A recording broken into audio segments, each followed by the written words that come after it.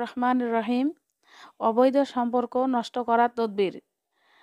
ভাই ও বোনেরা, আপনার স্বামী বা স্ত্রী যদি অবৈধ সম্পর্কে লিপ্ত হয়, আপনি এই তদবিরটি দ্বারা আমল করলে ইনশাল্লাহ আপনার স্বামী বা স্ত্রী অবৈধ সম্পর্ক থেকে ফিরে আসবে।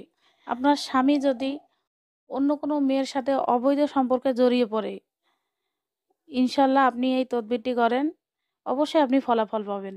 একটি স্বামী যখন অবৈধ সম্পর্কে লিপ্ত হয়, তখন একটা মেয়ে কখনোই এটা মানতে পারে না। কখনোই একটা মেয়ে মানতে পারে না যে তার স্বামী অন্য কোনো মেয়ের সাথে কোনো অবৈধ সম্পর্কে থাক। এটা কখনোই একটা মেয়ে মানতে পারে না। এটি একটি পরীক্ষিত তদবির। আপনি দেখেন, কবিরাজকে টাকা না দিয়ে আপনি নিজে চেষ্টা করেন না। একবার না হলে আপনি আবার চেষ্টা করেন, আবার চেষ্টা করেন, ইনশাল্লাহ হয়ে যাবে। কিন্তু এই তদবিরটি আপনি কোনো অন্যায় কাজে ব্যবহার করবেন না। মনে করতেছেন আপনার শাশুড়ির সঙ্গে আপনার হাসব্যান্ডের ভালো সম্পর্ক আছে, বা আপনার ননদের সাথে আপনার হাসব্যান্ডের ভালো সম্পর্ক আছে, বা দেবরের সাথে ভালো সম্পর্ক আছে। এই ধরনের কোনো সম্পর্ক আপনি নষ্ট করবেন না। আপনি যদি এই ধরনের ভালো কোনো সম্পর্কে কাজটি করেন, তাহলে কিন্তু আপনি আল্লাহ তাআলার কাছে দায়ী থাকবেন। আর অবৈধ কোনো সম্পর্কে আপনি কাজ করবেন, ইনশাল্লাহ ফলাফল আপনি পাবেন। তদবিরটি কিভাবে আমল করতে হবে, আমি অবশ্যই সম্পূর্ণ নিয়মটি বলে দেব। তার আগে বলতে চাই, আপনি যদি আমার চ্যানেলে নতুন হয়ে থাকেন, অবশ্যই চ্যানেলটিকে সাবস্ক্রাইব করবেন, লাইক করবেন, প্রশ্ন থাকলে কমেন্ট করবেন।